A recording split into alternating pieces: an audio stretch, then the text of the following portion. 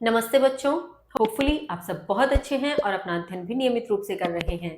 हम पढ़ रहे हैं कक्षा 8 संस्कृत विषय दीपकम नामक पाठ्य पुस्तक। इस पाठ्य पुस्तक के सभी अध्यायों सहित परिशिष्ट भाग 1 और परिशिष्ट भाग 2 की भी हम विस्तार से अध्ययन कर चुके हैं, उस पर चर्चा कर चुके हैं। यदि आप उनमें से कोई अध्याय या परिशिष्ट का भाग देखना चाहते हैं तो डिस्क्रिप्शन बॉक्स में प्लेलिस्ट का लिंक दिया जा रहा है, आप उस पर क्लिक करके देख सकते हैं। आज हम प्रारंभ करते हैं इस पुस्तक के अंतिम भाग को, जो कि परिशिष्ट भाग 3 के रूप में दिया गया है, जिसमें धातु रूप दिए गए हैं। धातु रूपाणी अर्थात धातु रूपों की बात इसमें की गई है। तो धातु रूपों से संदर्भित हमने एक बात पहले भी कक्षाओं में कर चुके हैं। कक्षा 6 में भी 7 में भी हमने ये चर्चा की थी कि धातु दो प्रकार की होती है, परस्मैपद की और आत्मनेपद की। कहीं कहीं जगह पर हमें ये 3 प्रकार भी बोले जाते हैं, लेकिन उसमें कोई खास अंतर नहीं है। जो हम कहते हैं, एक धातु परस्मैपद की, एक धातु आत्मनेपद की और एक होती है उभयपदी। उभयपदी में ये दोनों ही शामिल होते हैं, यानी ऐसी धातु जो परस्मैपद की भी हो और जो आत्मनेपद की भी हो, उसे क्या कहा जाता है? उभयपद की कहा जाता है। अब हमने ये भी समझा था कि परस्मैपद की धातु या आत्मनेपद की धातु दोनों में अंतर क्या होता है। जब क्रिया का सीधा सीधा प्रभाव कर्ता पर पड़ता है तो वो आत्मनेपद की होती है, और जब क्रिया का प्रभाव डायरेक्ट या प्रत्यक्ष रूप से कर्ता पर न पड़ के अन्य किसी पर भी पड़ता है तो उसे परस्मैपद की क्रिया कहा जाता है। तो इस प्रकार से परस्मैपद की और आत्मनेपद की धातुएं होती हैं। और हमने इसमें लकारों के विषय में बात की थी कि 5 लकार होते हैं और उन 5 लकारों में हमें समझना होता है, पढ़ना होता है, याद करना होता है। और हमने ये भी देखा था, पिछली कक्षा में बहुत विस्तार से चर्चा की थी कि इन 5 लकारों का अध्ययन अध्यापन क्यों और कहाँ प्रयुक्त होता है, कि इन 5 लकारों का प्रयोग कहाँ होता है और इनका मतलब क्या है, जो हमने पहले भी समझा। और आज फिर जब हम एक एक पर बात करेंगे तो हम समझ लेंगे कि कहाँ किस लकार का प्रयोग किया जाता है, क्यों ये 5 लकार होते हैं। सबसे पहले बात करें तो लट लकार, जो कि वर्तमान काल के लिए प्रयुक्त होता है। अब जब आपको यहाँ दे ही दिया गया है तो हम यह समझ सकते हैं कि जब कोई ऐसा वाक्य जिसमें क्रिया वर्तमान काल की दे रखी हो तो फिर वहां पर कौन से लकार का प्रयोग किया जाएगा? वहां लट लकार का प्रयोग किया जाएगा। अब यहाँ विभिन्न परस्मैपद की धातुओं को 5 लकारों में आपके दिया गया है। जैसे यहाँ भू धातु दी गई है। भू का अर्थ होता है होना। भू का अर्थ होता है होना। जैसे हम कहते हैं होता है, होते हैं, या इस प्रकार से जब हम बनाते हैं तो वर्तमान काल का जब अगर होने से कोई क्रिया बनाएंगे कि होता है, तो हम क्या करेंगे? लट लकार का प्रयोग करेंगे। ठीक है, किसका प्रयोग करेंगे? लट लकार का प्रयोग करेंगे। और कैसे? प्रथम पुरुष, मध्यम पुरुष, बहुवचन, उत्तम पुरुष, इसको भी हमने विस्तार से समझा था। और संक्षेप में यदि बताऊं तो मैंने बात की थी, जैसे आप अंग्रेजी में first person, second person, third person की बात करते हैं कि फर्स्ट पर्सन यानी आई, मैं, बोलने वाला, सेकंड पर्सन यानी तुम, जो है यू, कहने सुनने वाला, और थर्ड पर्सन यानी दोनों मिलकर के किसी तीसरे के विषय में बात कर रहे हो, उसे थर्ड पर्सन कहा जाता है। तो जो आप अंग्रेजी में first person, second person, third person करते हैं, उसे आप संस्कृत में क्या करेंगे? डिसेंडिंग ऑर्डर में लगाएंगे इसी के सामने, कि यहाँ आप कर दें थर्ड पर्सन, यहाँ आप कर दें सेकंड पर्सन और यहाँ आप कर दें फर्स्ट पर्सन। यानी जब क्रिया मैं के लिए या फर्स्ट पर्सन के लिए कही जाए तो उत्तम पुरुष से रूप लेंगे। जब क्रिया तुम के लिए या सेकंड पर्सन के लिए ली जाए तब मध्यम पुरुष से लेंगे। और जब क्रिया थर्ड पर्सन के लिए प्रयुक्त हो या ये कहें कि अन्य पर्सन के लिए प्रयुक्त हो तो हम यहाँ प्रथम पुरुष का शब्द ले लेंगे। बस एक वचन, द्विवचन, बहुवचन आप समझ ही सकते हैं कि अगर एक वचन हो कहने वाला, यानी आई अगर एक वचन के रूप में ही प्रयुक्त हो रहा है, फर्स्ट पर्सन का प्रयोग एक वचन के रूप में हो रहा है तो एक वचन का ले लेंगे, नहीं तो द्विवचन का हो रहा है तो द्विवचन का ले लेंगे, और बहुत के लिए हो रहा है तो बहुवचन का ले लेंगे, है ना। जैसे बहुत संक्षेप में फिर से एक एग्जांपल लूं, मैं, तो मैं के लिए उत्तम पुरुष हुआ, और मैं अकेला है तो भवामी ले लूं, ठीक है। और मैं कह दूं हम दोनों, तो फिर क्या हो जाएगा? द्विवचन, भवावह। और मैं कहूं हम सब, तो भवामह। ये हम सब के लिए भवामह नहीं, ये हम सब के लिए कोई क्रिया, मान लीजिए मैं कह दूं होती हूं, होती हूं के लिए भवामी, होते हैं जब हम दोनों होते हैं तो भवावह, हम सब होते हैं तो भवामह, यानी क्रिया के स्वरूप में आएगा। लेकिन वो एक कहने का तात्पर्य ये था, हमें ये समझना होगा फर्स्ट पर्सन एक वचन क्या होगा, द्विवचन क्या होगा, बहुवचन क्या होगा। ठीक इसी प्रकार से तुम दोनों, तुम सब, ये सब के साथ अगर कोई इस प्रकार की क्रियाएं आएंगी तो भवसी, भवतः, भवतः इस प्रकार से लगता जाएगा। कुल मिला के हमें ये समझना है कि लट लकार वर्तमान काल के लिए प्रयोग होता है, भू धातु का अर्थ होना होता है। और यहाँ देखिए, यहाँ एग्जाम्पल दिए भी हुए हैं, ठीक है। सह भवती, सह वह, यहाँ पे ये वह क्या है, थर्ड पर्सन है। यहाँ तुम क्या है, तुम क्या है, सेकंड पर्सन है। और अहम, अहम मतलब मैं, फर्स्ट पर्सन है। तो यहाँ फर्स्ट पर्सन के साथ भवानी एक वचन मैं के लिए, आवाम का मतलब होता है हम दोनों, वयम का मतलब होता है हम सब, तऊ का मतलब होता है वह दोनों, ते वे सब, युवाम तुम दोनों, यूयम तुम सब। और अब इसका अर्थ क्या बनेगा, वह होता है, वे दोनों होते हैं, वे सब होते हैं, तुम होते हो, तुम दोनों होते हो, तुम सब होते हो, मैं होता हूं या होती हूं, हम दोनों होते हैं, हम सब होते हैं। तो कहने का तात्पर्य, उत्तम पुरुष फर्स्ट पर्सन के लिए, मध्यम पुरुष सेकंड पर्सन के लिए और प्रथम पुरुष थर्ड पर्सन के लिए प्रयुक्त होता है। ये आपको एज ए एग्जाम्पल यहाँ समझा दिया गया है। आगे आपके धातुएं दी गई हैं, उनके आपको लट लकार के रूप दिए गए हैं, याद करने हैं जो आपको। जैसे गम धातु, गम का अर्थ होता है जाना, गम धातु का अर्थ जाना। तो जाना क्रिया से संबंधित जहां भी लट लकार का प्रयोग होगा, जैसे जाते हैं, जाता है, इस प्रकार से प्रयोग होगा, तो आपको यहाँ से रूप बनाना होगा। बात वही रहेगी first person, second person, third person की, और एक वचन, द्विवचन, बहुवचन आपको देखना पड़ेगा। पा का अर्थ होता है पीना, पा का अर्थ पीना, ठीक है। इस प्रकार से इसका स्वरूप बनेगा, आपको ये याद करने होंगे। मैं आपको केवल धातुओं के अर्थ बता सकती हूँ। नी का अर्थ ले जाना, नी का अर्थ ले जाना, ठीक। और स्था का अर्थ होता है ठहरना, स्था का अर्थ ठहरना। तो इस प्रकार से जब कोई क्रियाएं आए कि ठहरता है, ठहरते हैं, तो वहां से आपको ये रूप बनाने पड़ेंगे। अब यहाँ पे तो आपको बहुत चीजें सेम लग रही होंगी, जैसे गम धातु के लिए गच्छति, गच्छता, गच्छन्ति, पा धातु के लिए पिबती, पिबत, पिबंती, नी के लिए नयति, नयत, नयंती। लेकिन यहाँ पे थोड़ा सा परिवर्तन हो रहा है, स्था के स्थाय, स्थायंती नहीं होते, ये होता है तिष्ठति, तिष्ठता, तिष्ठन्ति। तो ये एक बार आप याद कर ले, फिर आपको दिक्कत नहीं आएगी, याद करने पड़ेंगे। आपको ये ध्यान रखना होगा कि स्था का परिवर्तन कैसा हो रहा है। बाकी एज इट इज चलते हैं, जैसे पीबती, पीबतः, पिबन्ति, तिष्ठति, तिष्ठतः, तिष्ठन्ति, पीवसी, पीबथः, पीबथः, तिष्ठति, तिष्ठसि, तिष्ठतः, तिष्ठतः, पिबामि, पिबावः, पिबामः, तिष्ठामि, तिष्ठावः, तिष्ठामः। इस प्रकार से पैटर्न सेम रहेगा, लेकिन आपको एज इट इज एक बार के लिए याद रखना पड़ेगा कि किस धातु का रूप कैसे शुरू हो रहा है। जैसे पा का पीबती करके शुरू हो रहा है, गम का गच्छति करके शुरू हो रहा है, नी का नयति करके शुरू हो रहा है। तो ये शुरू करने वाला स्वरूप जब आप देख लेंगे तो आगे के आप अपने आप बना सकते हैं, उसमें कोई परिवर्तन नहीं आएगा ज्यादा। दृश्य की बात करें तो दृश्य का धातु का अर्थ होता है देखना, दृश्य का अर्थ देखना। दृश्य के रूप कैसे चलेंगे, अब पश्यति से। अब पश्यति अगर आपने याद कर लिया तो आगे आप बना सकते हैं पश्यति, पश्यतः, पश्यन्ति, पश्यसि, पश्यथः, पश्यथः, पश्यामि, पश्यावः, पश्यामः। इस प्रकार से आप बना सकते हैं।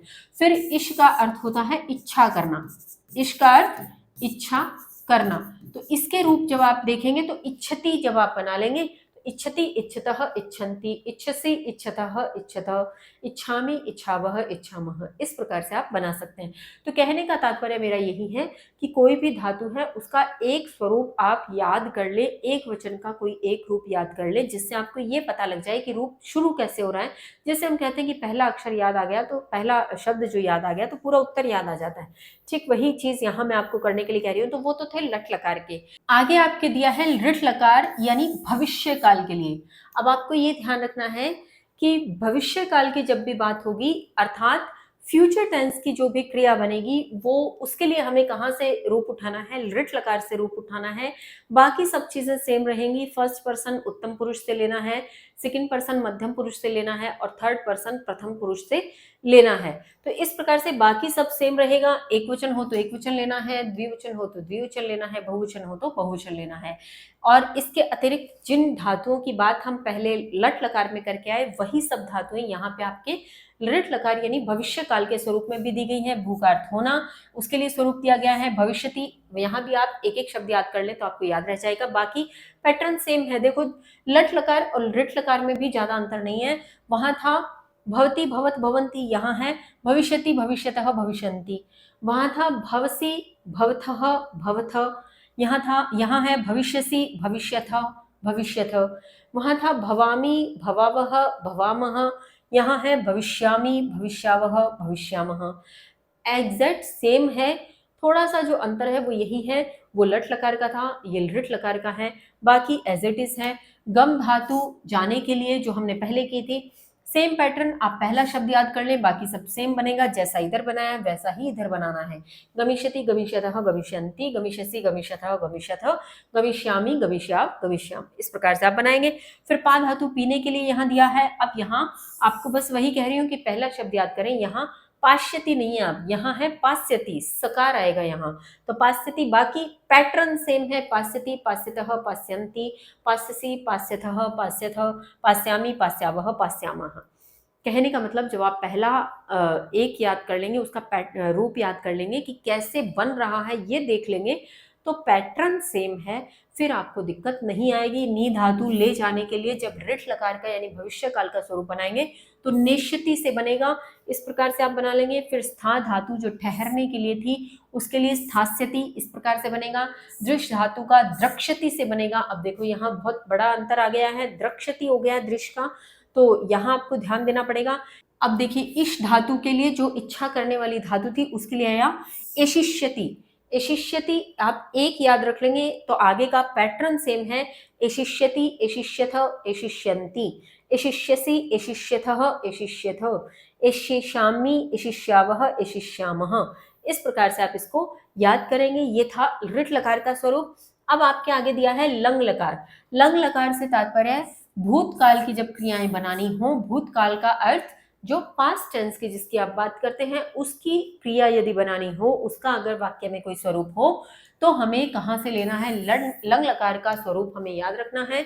भू धातु होने के लिए अभवत अभवताम अभवन। इसकी सबसे बड़ी पहचान ये है कि इसके आगे अ लगा रहता है। अ अर्थात अतीत, ऐसे याद रख सकते हैं। अ अर्थात अतीत, अतीत यानी भूतकाल, भूतकाल यानी लंग लकार। तो ऐसे करके भी याद करेंगे तो याद हो जाएगा। एक आप याद कर लें, अभवत अभवताम अभवन अभववः, अभवतम अभवत अभवम अभवाव अभवाम। एक याद कर ले, उसके बाद सब पैटर्न सेम है। बस आपको पहला शब्द याद रखना है। जैसे गम के लिए गच्छत याद कर लें, बाकी सेम है पैटर्न यहाँ का, और यहाँ का पैटर्न एग्जैक्ट आपको मिलेगा। जैसे ताम अन तम अत आव आम, ताम अन तम अत आव आम। ऐसे ही जो पैटर्न की बात मैं कर रही हूँ वो आपको एज इट इज मिलेंगे। पा धातु का आपको याद रखना है। पा धातु के लिए अपीबत से चलाने हैं, नी धातु के लिए अनयत से चलाने हैं, स्था धातु के लिए अतिष्ठत से चलाने हैं, और दृश के लिए अपश्यत से चलाने हैं, इश के लिए आपको इच्छत से चलाने हैं। बाकी पैटर्न सेम है। आपको इसका फर्स्ट जो है स्टेप याद रखना पड़ेगा, तत्पश्चात आप इसको पूर्ण कर पाएंगे। और उसके पश्चात है आपके लोट लकार। लोट लकार किसके लिए होता है? आज्ञार्थक वाक्यों के लिए।